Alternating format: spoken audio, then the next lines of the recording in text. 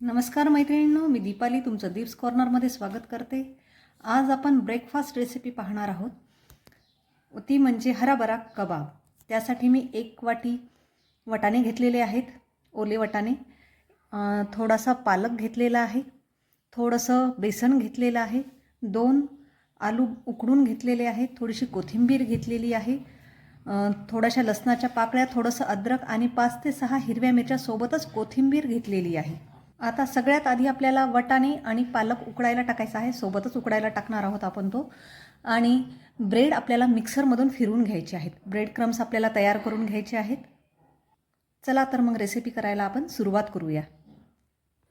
एका भांड्यामध्ये मी पाणी घेतलेलं आहे, त्यामध्ये मी 1 वाटी वटाणे उकडायला टाकत आहे, सोबतच आपण यामध्येच पालक घालत आहोत। पालक आपण आधी स्वच्छ धुवून घेतलेला आहे। आता हे 5 ते 7 मिनिटांमध्ये आपले वटाणे आणि पालक दोन्ही उकडून तयार होईल, तोपर्यंत आपण ब्रेड क्रम्स तयार करून घेऊया। हा एका मिक्सरच्या भांड्यामध्ये मी ब्रेडचे तुकडे करून टाकलेले आहेत, ते आता आपण मिक्सरमधून फिरवून घेऊया। पहा, आपला ब्रेड क्रम्स तयार आहे। आता हे एका बाउलमध्ये आपण काढून घेऊया। हा आपला पालक आणि वटाणे उकडले गेलेले आहेत। जर तुम्ही फ्रोझन वटाणे वापरत असाल तर तुम्हाला इथं ते फ्रोझन वटाणे उकडून घ्यायची गरज नाही आहे, ते थंड पाण्यात टाकलं तरी होऊन जाईल। सध्या फ्रेश वटाणे भेटत आहेत म्हणून मी हे फ्रेश वटाणेच वापरलेले आहेत। आता याचं आपण पाणी काढून घेऊया आणि याला थंड होईपर्यंत वाट पाहूया। पालक आणि वटाणे मी मिक्सरच्या पॉटमध्ये काढून घेतलेले आहे। आता यामध्ये आपण हिरवी मिरची, लसण, अद्रक, कोथिंबीर आणि थोडंसं जिरं टाकून घेत आहोत। आता हे आपल्याला मिक्सरमधून फिरवून घ्यायचं आहे।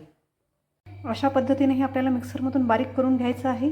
आता यामध्ये घालत आहे मी आपण तयार करून घेतलेले ब्रेड क्रम्स, आपण उकडून घेतलेला आलू थोडासा कुस्करून आपण यात घालत आहोत। बेसन आपल्याला जेवढं लागेल तेवढं आपण घेऊया। सध्या मी बेसन 2 ते 3 चमचे घालत आहे। जर हे पातळ वाटलं तर आपण अजून बेसन यात घालूया। आता यामध्ये मी टाकत आहे 2 ते 3 चमचे धनेपूड, थोडीशी आमचूर पावडर, थोडासा गरम मसाला, थोडंसं तिखट घालते। तुम्हाला जर तिखट नको असेल तर तुम्ही तिखट नाही घातलं तरी चालेल। आता हे सगळं मिक्स करून आपल्याला याचा एक गोळा तयार करून घ्यायचा आहे आणि चवीपुरतं मीठ। अशा पद्धतीने आपल्याला गोळा तयार करून घ्यायचा आहे। हाताला थोडंसं तेल लावून घेतलेलं आहे मी आणि थोडासा गोळा आपल्याला इथे असा करून घ्यायचा आहे आणि हातावरती असा प्रेस करून घ्यायचा आहे। यावरून आपण लावून घेऊया आता काजू। अशाच पद्धतीने आपण बाकी पण कबाब तयार करून घेऊया।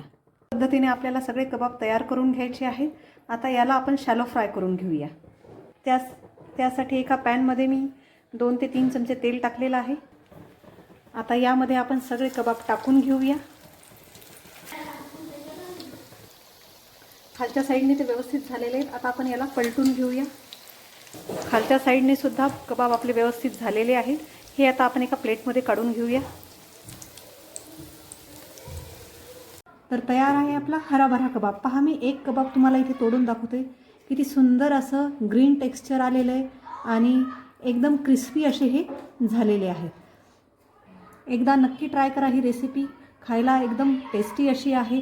तुम्हालाही माझी हराभरा कबाब बनवण्याची रेसिपी आवडल्यास नक्की माझ्या चॅनलला लाईक, शेअर आणि सबस्क्राईब करा। थँक्यू।